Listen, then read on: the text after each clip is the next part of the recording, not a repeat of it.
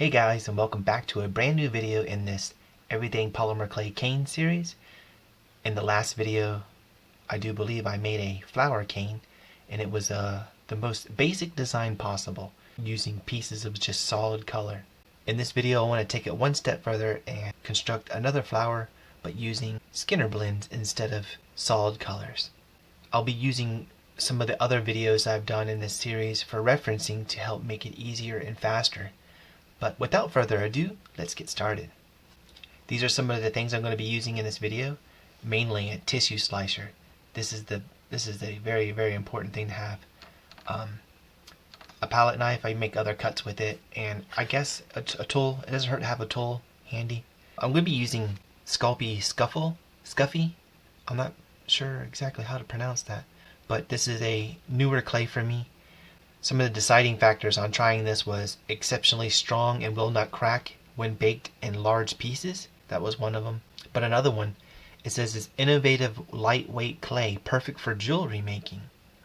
I do believe this clay is just slightly lighter than the other polymer clays. So when trying to cut back on the weight on some of the necklaces and stuff I want to make, this will make good caning material. I still haven't figured out what I want to do for the cores of my necklaces. I probably will use some kind of ultralight. I haven't found the clay yet. But in this video I'm going to be just doing the cane. So this is a sample pack of the Sculpey Souffié, whatever it's called. So let's open this up and take a look. Sample packs just give you a little bit of each color, just to try them out, see how you like it.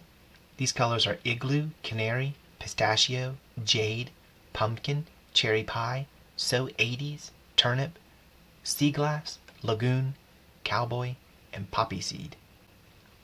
I think what would make a good flower, I wanted to do a blue flower, so right away I'm going to grab the blue, and I'm going to use white and this color right here. I'm going to make a 3-color Skinner blend with these colors. And for the center of the flower, I thought maybe these 2 colors would be good. First I need to condition these clays, run them through the polish machine. The best way to do this is start with your lightest colors first and then work to your darker colors. To be extra sure that you don't cross-contaminate these colors, you can always run a piece of scrap clay through your polish machine first. This will grab anything that's kind of loose or laying around there inside the machine that you couldn't get with your towels and stuff. So I'm going to do that just in case. It'll also grab any kind of oils residue from the machine itself that might have settled over time. See, here's some blue stuff, some black. All that trash would have went on these colors. Filling this clay, it feels really, really good. Really good workable material already. I really like the feel of this clay, and they all pretty much feel the same too. Consistency, which is a good thing. I just ran this through only one time. I got very, very little splitting on the sides and stuff. That's really good for only running through this one single time. I basically just crushed one of these blocks, and the results is actually really nice.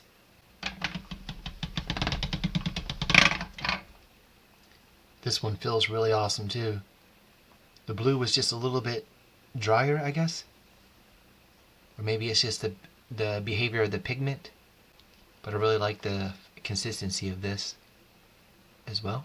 You can use this scrap clay even for your hands. It'll get the color off of your fingers. The stains, most of it. If you're using red, red's really bad for just staining and everything, so you might have to wash your hands and stuff with using colors like that. But for these colors, I'm getting by just using the scrap clay.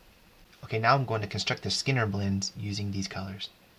I know it's going to have a white highlight, so I'll start with this. And I want this blue to be the main blue, and this be just like a kind of like a highlight on the other side. So I'll have to square these off a little bit. This makes it easier to line these pieces up. I'm trying to cut these all relatively the same size, so when I construct the Skinner blends, it'll be easier on me. These are all cut out and ready to go. My hands are somewhat clean. I'm ready to construct these Skinner blends. I need a white highlight, and I want the majority of it to be blue. So let's do this. It's a pretty good white highlight. And I'm going to take just a little bit off of this side.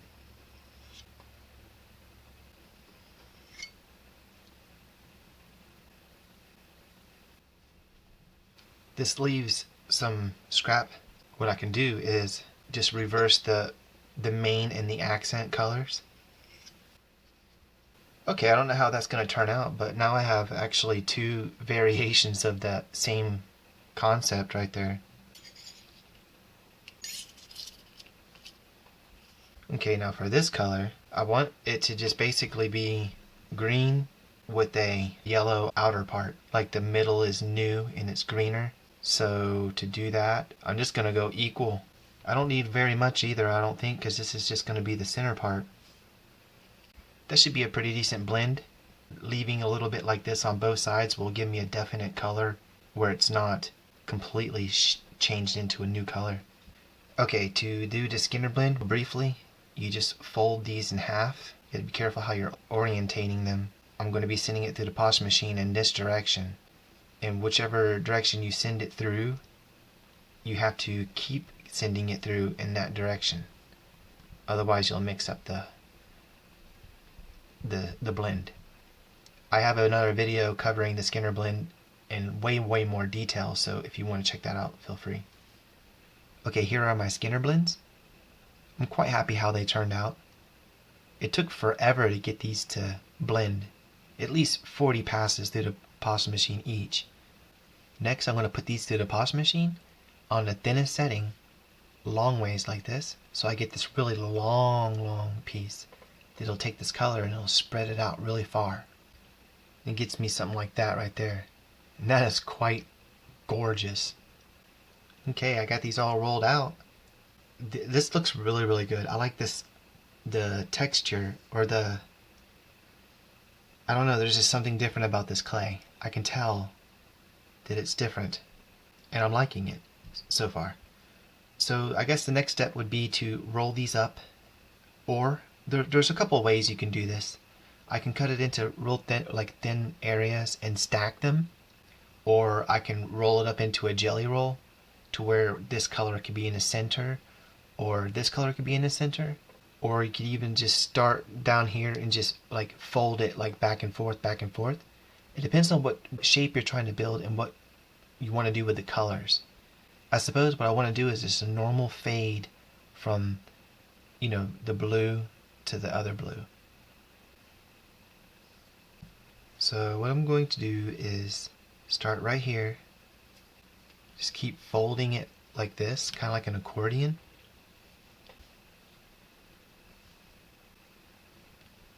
So I get something like this. Looks really good, don't it? I can make a good flower out of that. Petal, anyways. I'm going to do the same thing on this one. Probably would have been a little easier cutting this into strips and then stacking them that way, or just some other means than what I did here. Okay, for this, I wanted this green to be on the outside. So to make things a little easier on me, I'm going to cut this even, and I'm going to just roll this up just like so. Okay, I have all my little parts done here. They look really gorgeous. All clay looks really gorgeous. So now I'm going to reduce these in such a way to where I can build a flower with them. For this, I'm going to just roll it out a little bit like this. Now I don't know how big it needs to be, so before I make it too small, I'll just stop here. I'm going to use that scrap clay that I used earlier to create a saddle to cut this using the tissue slicer. That's lovely. A lot better than just a solid color, if you ask me. Now for my other little parts here, I'm going to push it flat. a little bit. Make sure that those parts are together. And reduce it this way. Squeeze it just a little bit. I might have to cut the ends off. I cut the ends off because of where I folded it. It's kind of messy. See how that looks a lot cleaner now? I actually like that. So now I have this. That actually lets more air out and stuff too. But I got quite a lovely little piece here that I can now change the shape freely. And what I want to do is, this is the proper orientation. This is the cane where the larger part is the greenish looking thing. So I'll come in this way. This is going to be the inner part of the petal right here.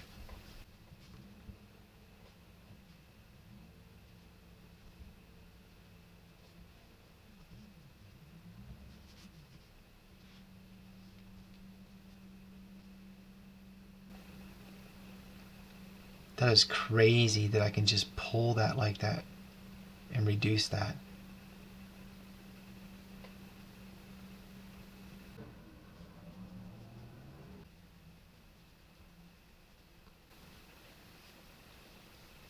I'm leaving this part wide and this part's going narrow, so I can have, you know, the shape of, most petals are large on one end and, you know, narrow on the other end.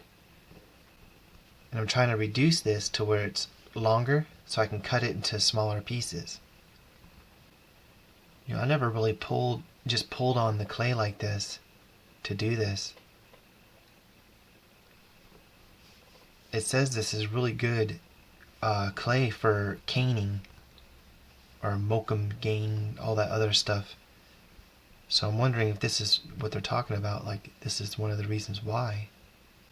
So now I have this reduced, which seems like an impossible thing, but it did.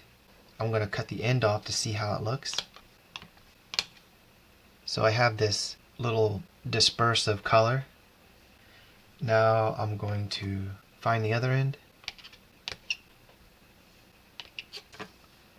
Okay, so I need 5 pieces. 2, 3, 4. That worked out pretty nice. So I'm going to cut 5 pieces.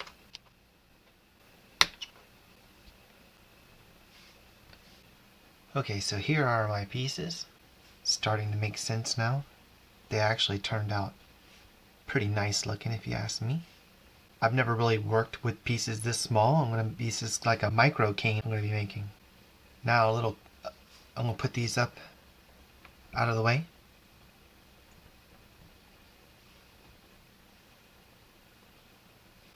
And I'm going to do the same thing I did with that to this one. Yeah, I definitely should have cut it into strips and then stacked it. Being I'm cutting parts of it off, this is kind of wasting, you know, parts of the cane. So this is, I don't know, this is a learning experience. I learn as I go, so I don't always have the best approach right away, but I usually do after the second or third time at least. If I'd done it again, I would cut it into little strips and then stack them that way. Now I'm going to cut this yellow the same size as all these other parts. Okay, first let's see how it looks with... That looks really nice. I like that. The petals are a little far away from each other. They could have been a little bit bigger, or that can be a little smaller. So let's try that. I'll just reduce this a little bit. Always cut the ends off of a reduced part so you know you're not distorted. That's a lot better as opposed to the larger one I had. All that would be next is to fill in everywhere around it with some kind of filler color. It could be whatever background color you want. I always recommend using something that contrasts very well. Yeah, I'm going to use the white that it came with. I would like to use the same clay. If I can only use white for one of these flowers, then maybe I can use a different color background for the other one. Like that. Does that pop? You get an idea how big these the filler pieces have to be. just kind of looking at it. I'm just going to roll this out into a snake, since this doesn't have to be, it's not a Skinner blade or nothing, it's just solid color. I can shape this by hand. It's basically just kind of thick in the back and a little more narrow towards the front. I'll use one of these for, a guide. Now I'm going to put these in between these. I might have to pinch them here and there.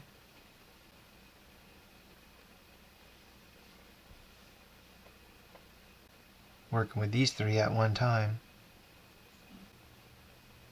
Trying to be slick. Did it work? That came together really lovely. Now before I mess it up, I want to check the other side too. That is gorgeous. I'm just going to send this through the polish machine to try to get a strip. Now I'm just trying to fill this in with white. And I'm being skimpy on the white because I'm out. I didn't think to get any more colors. I didn't know if I'd like this clay, I didn't know if I'd like it or not. So it's kind of a big thing to go buy a bunch of a particular color or a particular brand that you're not familiar with. Yeah, if you don't like it or if it's not working for you, then it can be an expense. But I'm just trying to put clay, white clay, all the way around. Like right here, I missed a spot. Now I'm going to reduce this. I'm going to do that by pushing in like this, all the way around. And I'm going in the middle of it, not the ends.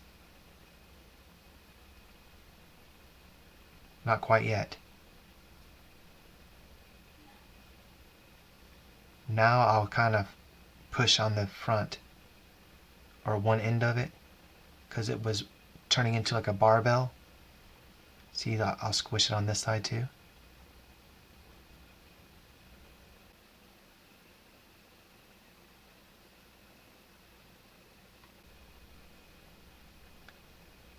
Kind of losing my yellow there on both ends, but this is normal. Distortion is normal.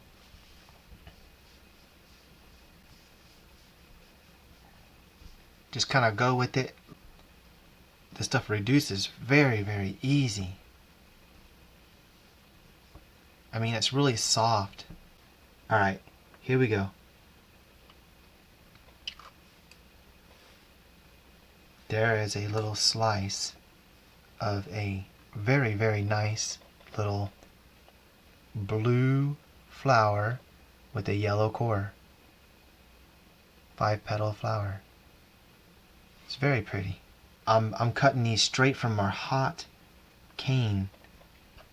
This cane's quite loose, so it'd probably be ideal to, stick it in the fridge, or at least let it cool to the touch, from all that working.